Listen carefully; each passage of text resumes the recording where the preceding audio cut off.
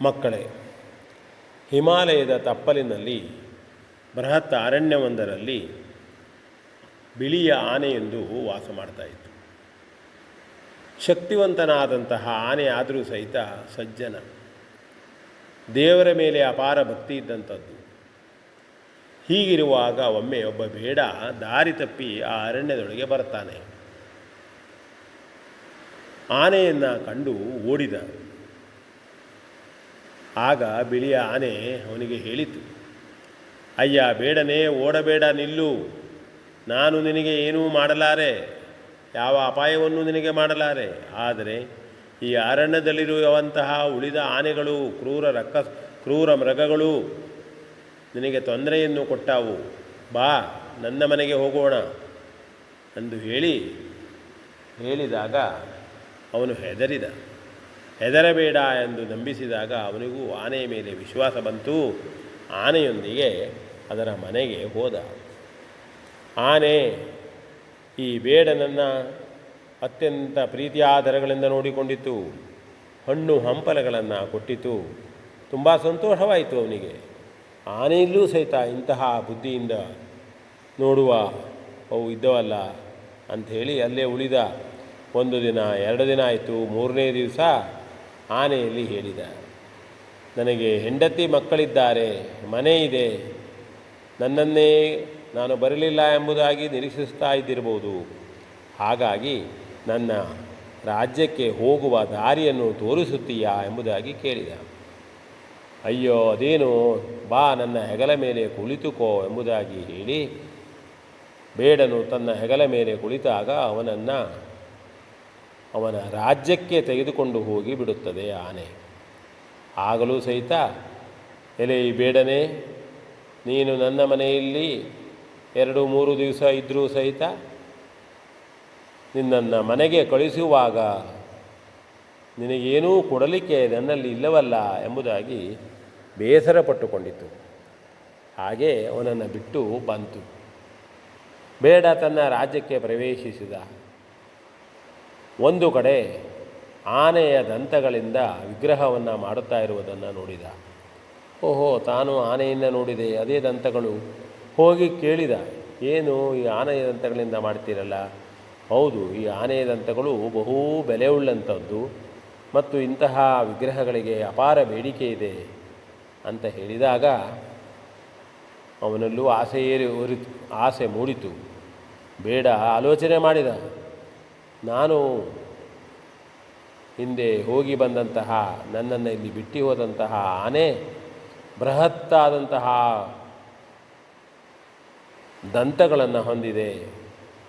ಆ ದಂತಗಳಲ್ಲೇ ತುಂಡನ್ನು ತಂದರೆ ತಾನು ಮಾರಾಟ ಮಾಡಿ ಶ್ರೀಮಂತನಾಗಿ ಬದುಕಬಹುದು, ಹೆಂಡತಿ ಮಕ್ಕಳನ್ನು ನೋಡಿಕೊಳ್ಳಬಹುದು ಎಂಬುದಾಗಿ ಆಲೋಚನೆ ಮಾಡಿದ.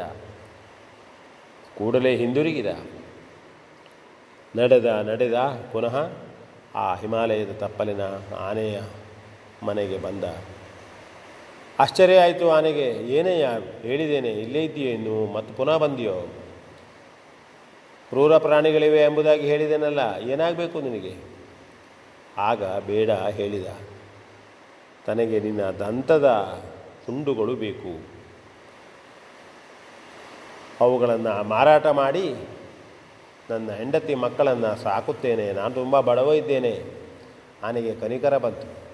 ಆಯಿತು, ನಮ್ಮ ದೇಹ ಇರುವುದೇ ಪುಣ್ಯಕ್ಕಾಗಿ, ಪುಣ್ಯ ಮಾಡಿ ದೇವರನ್ನು ಮೆಚ್ಚಿಸುವುದಕ್ಕಾಗಿ, ಜೀವನ ಸಾರ್ಥಕ ಮಾಡಿಕೊಳ್ಳುವುದಕ್ಕಾಗಿ ಅಂತ ಹೇಳ್ತಾ ಅವನ ಮುಂದೆ ಬಂದು ನಿಂತಿತು. ಬೇಡ ಈಗಾಗಲೇ ತಾನು ತಂದಂತಹ ಕರಗಸದಿಂದ ಆನೆಯ 2 ದಂತಗಳ ತುಂಡನ್ನು ತೆಗೆದುಕೊಂಡ ಮತ್ತು ಹಿಂದಿರುಗಿದ. ಬಹುಬೆಲೆಗೆ ಆ ಆನೆಗಳ ತುಂಡನ್ನು ಮಾರಾಟ ಮಾಡಿದ, ದಂತಗಳ ತುಂಡನ್ನು ಮಾರಾಟ ಮಾಡಿದ. ಬೇಕಾದಷ್ಟು ದುಡ್ಡಾಯಿತು, ಶ್ರೀಮಂತನಾದ. ಆದರೆ ಒಳ್ಳೆಯ ಮನಸ್ಸಿನವನಲ್ಲ ಅವನು. ಸಾಕಾಗಲಿಲ್ಲ ಅವನಿಗೆ. ಎಲ್ಲವನ್ನೂ ಅತಿಯಾಗಿ ತೆಗೆದುಕೊಂಡು ಅತಿಯಾಗಿ ಖರ್ಚು ಮಾಡಿ, ದುಶ್ಚಟಗಳಿಗೂ ಖರ್ಚು ಮಾಡಿ ಹಣವನ್ನು ಖರ್ಚು ಮಾಡಿದ. ಮತ್ತೆ ಪುನಃ ಆಸೆ ಮೂಡಿತು. ಹಿಂದಿರುಗಿ ಬಂದ.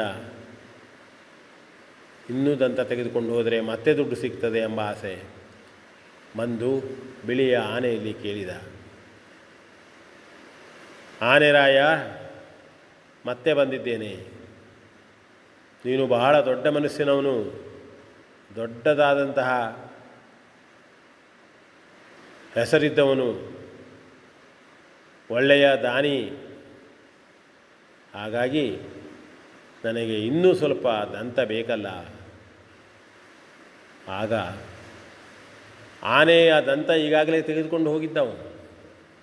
ಇನ್ನೂ ದಂತವನ್ನು ತೆಗೆದರೆ ಅದರ ಜೀವಕ್ಕೆ ಅಪಾಯ ಇತ್ತು. ಆದರೂ ಸಹಿತ ಆನೆ ತನಗೆ ಇದೊಂದು ಅವಕಾಶ ಬೇಡನೆ, ಇಲ್ಲವಾದರೆ ನಾನು ಯಾರಿಗೂ ಉಪಕಾರ ಮಾಡದೆಯೇ ಮಣ್ಣಾಗಿ ಹೋಗ್ತೇನೆ. ನಾನು ನಿನಗೆ ಉಳಿದ ದಂತವನ್ನು ಕೊಡ್ತೇನೆ, ನೀನೇ ತೆಗೆದುಕೋ. ನನ್ನ ದೇವರೂ ಅದಕ್ಕೆ ಮೆಚ್ಚಿಕೊಳ್ಳುತ್ತಾನೆ, ಪುಣ್ಯ ಕೆಲಸ ಅದು ಎಂಬುದಾಗಿ, ತೆಗೆದುಕೋ ಬೇಡನೆ ಎಂಬುದಾಗಿ ಅವನ ಮುಂದೆ ಬಂದು ಮಲಗಿಬಿಡುತ್ತದೆ. ಬೇಡ ಕರಗಸವನ್ನು ತೆಗೆಯಲು ಕೈ ಹಾಕಿದಾಗ ಮತ್ತೆ 3-4 ಆನೆಗಳು ಬಂದು ಅವನನ್ನು ತಡೆಯುತ್ತವೆ. ಬಂದಂತಹ ಒಂದು ದೊಡ್ಡದಾದ ಆನೆ ತನ್ನ ಸೊಂಡಲಿನಿಂದ ಅವನ ಕೈಯನ್ನೇ ಹಿಡಿದುಕೊಂಡು, ಎಲೆ ಅತಿ ಆಸೆಯ ಬೇಡನೆ, ಈ ಆನೆ ನಿನಗೆ ಎಷ್ಟು ಉಪಕಾರವನ್ನು ಮಾಡಿತು, ಎಲ್ಲ ಪ್ರಾಣಿಗಳಿಂದ ನಿನ್ನನ್ನು ರಕ್ಷಿಸಿತು, ನಿನಗೆ ಗೌರವಯುತವಾಗಿ ಅತಿಥಿ ಸತ್ಕಾರ ಮಾಡಿತು, ಹಣ್ಣು ಹಂಪಲಗಳನ್ನು ನೀಡಿತು. ಅದೇ ಅಲ್ಲ, ನಿನ್ನ ಜೀವನವೇ ಸುಖಮಯವಾಗುತ್ತದೆ ಎಂಬುದಾಗಿ ನೀನು ಬೇಡಿಕೊಂಡಾಗ ದಂತವನ್ನು ಸಹಿತ ಕೊಟ್ಟರು. ಈಗ ಈ ಮಟ್ಟಕ್ಕೆ ಬಂದೆಯಾ, ಇನ್ನೂ ಬೇಕು ಇನ್ನೂ ಬೇಕು ಅಂತ. ಅಂಥ ಮೋಸ ನಮ್ಮ ಮುಂದೆ ನಡೆಯಲಾರದು ಅಂಥೇಳಿ ಅವನನ್ನು ತೆಗೆದು ಮೇಲಿನಿಂದ ಕೆಳಗೆ ಎಸೆದು ಬಿಟ್ಟಿತು. ಅಯ್ಯಯ್ಯೋ, ನಿಜವಾಗಿಯೂ ನಾನು ತಪ್ಪು ಮಾಡಿಬಿಟ್ಟೆ, ನನ್ನ ದುರಾಸೆಯಿಂದ ನನಗೆ ಹೀಗಾಯಿತು, ಆನೆ ನನಗೆ ಉಪಕಾರ ಮಾಡಿತ್ತು, ಅಯ್ಯೋ ಅಯ್ಯೋ ಎಂಬುದಾಗಿ ಕೂಗಾಡಲು ಪ್ರಾರಂಭಿಸಿದ. ಆದರೆ ಆ ಬಂದ ಆನೆಗಳು ಅವನನ್ನು ಹಾಗೇ ಬಿಡಿ, ನರಕಯಾತನೆ ಅನುಭವಿಸಲಿ, ಅವನು ಉಪಕಾರ ಮಾಡಿದವರಿಗೆ ಅಪಕಾರ ಮಾಡ್ತಿದ್ದಾನೆ, ಅತಿಯಾದಂಥ ದುರಾಸೆ ಎಂದು ಉಳಿದ ಆನೆಗಳೆಲ್ಲ ಅವನನ್ನಲ್ಲೇ ಎಸೆದು ಬಿಟ್ಟು ಹೋದವು. ಅವನು ಅತಿಯಾದಂಥ ಆಸೆ ಮಾಡಿ ದುರಂತಕ್ಕೆ ಈಡಾದ. ಇದು ನಮಗೆ ಒಂದು ನೀತಿಕತೆ. V N Bhagwat, Baraballi.